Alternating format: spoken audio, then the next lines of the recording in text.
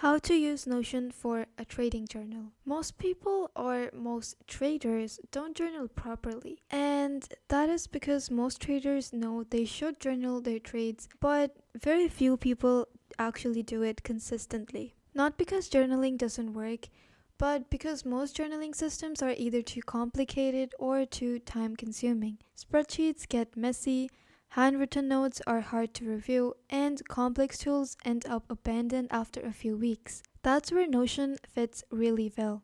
Notion isn't a trading platform and it is not a strategy tool. It is a clarity tool. Used correctly, it helps you track your trades, understand your behavior, and spot patterns over time without adding friction to your workflow. In this video, I'll be showing you how to use Notion as a simple, effective trading journal that you will actually stick with. I'm going to give you a step-by-step guide on how you can create a better trading hub using a Notes app. So step number one is to create one trading hub. Start with one main page. You are simply going to come here in Notion, click on creating a new page. This is going to be your trading hub. We are going to create a database and then later link it with the main trading hub page. This is basically going to be the only page we need to open our journaling. From here, everything branches out. So we are going to create a separate database and you click on empty database. Now this is going to provide you with a new database. We are going to name this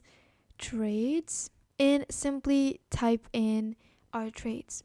The heart of your trading journal is a trades database. So we created one and each row represents one trade. We are going to add in properties like dates.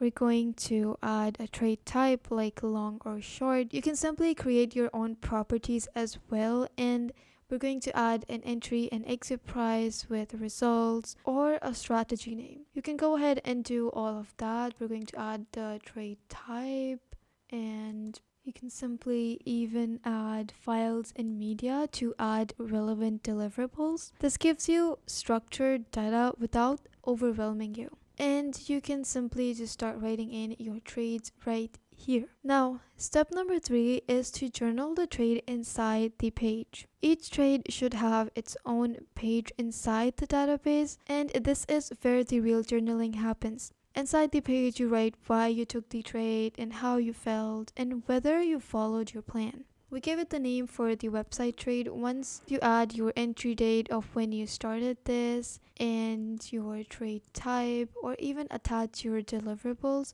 you are going to simply open this page and you can start writing in about this trade. You can add more properties related to different things, and inside the page you write why you took the trade, how you felt, and whether you followed your plan. You can keep this section simple and repeatable because this is where growth actually happens. Now, step number 4 is to use templates for consistency. Templates make journaling fast and consistent because once you click on a new page, you are going to meet with this. You can create a database, a form, but databases are most commonly used.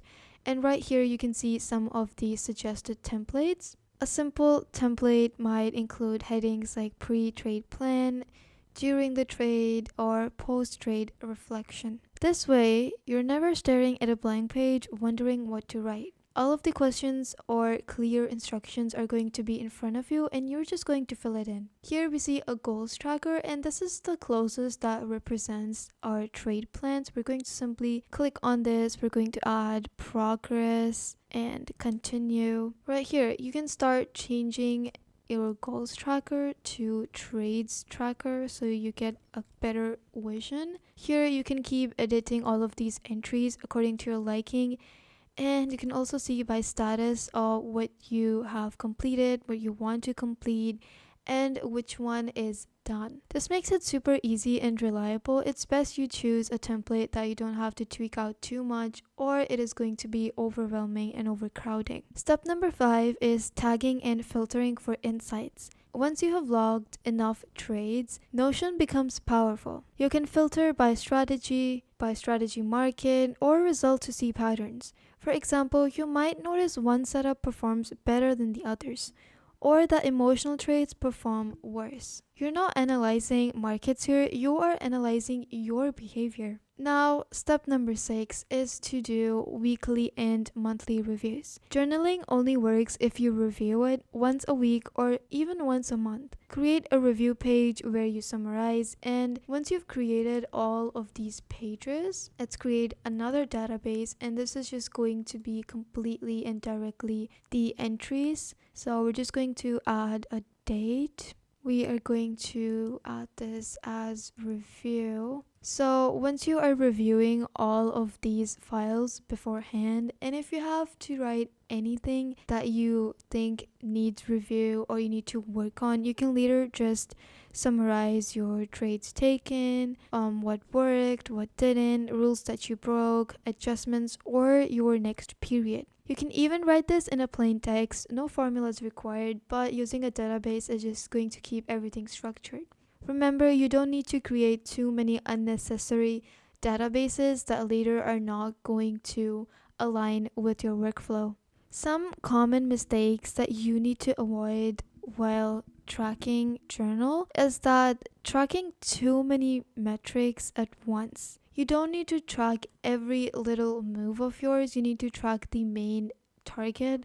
So you don't need to just keep adding entries and overcomplicate your dashboard. Another thing is turning the journal into a performance scoreboard. This is your personal journal where you are going to note your trades, what's coming in, what's going out. You don't need to track your exact performance and make it a competition against yourself. Another mistake that you might do is that you only focus on profits instead of the actual progress. You need to keep in mind that the actual progress is what actually matters. You don't need to see that the final result is good or bad. It does matter. Profit and loss does matter, but it doesn't mean that you are so stuck up on just the profit. Also, making the system too complex to maintain is another mistake that you might do.